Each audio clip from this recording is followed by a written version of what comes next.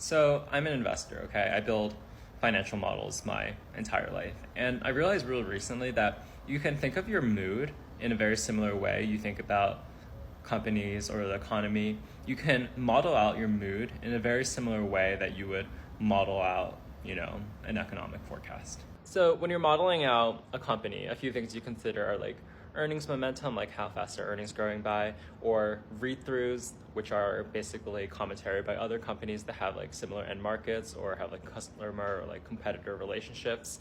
And you can take these tidbits of information to forecast earnings for a specific quarter. And I think in your mood similarly, you can do read-throughs from some stuff you're feeling to see where things are going to be in the future. So one thing that's very like self-evident is just momentum, right? Sometimes you can feel yourself coming into a certain mood and the mood gets like stronger over time. That's like the earnings momentum, quote unquote, aspect of this. And then sometimes you can read between emotions to kind of forecast like additional emotions that you're going to experience. So for example, if you have like a cycle that you go through, like sometimes like in the 5 stages of grief, there's like denial, anger, bargaining, depression, like so and so forth.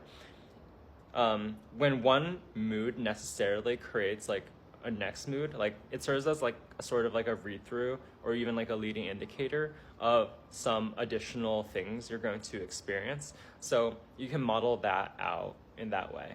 And so if you're making plans for like 2 to 3 weeks in advance, I would invite you to kind of like model out your own mood to like see whether or not that is something that you want to do in the future. Like you don't want to be in a position where you make plans with someone and then 2 weeks later you feel like complete shit. And then you need to like cancel the plan or you got a flake or something. And that's just like pretty bad for your friendship and your relationships in general. So having a good sense of your own mood and the cycles you grow through and trying modeling that out is like a really compelling way to avoid that. You want to have a control over your own life, and having this like forecasting accuracy over your own mood is like a very big component of it. And that's just like what works for me.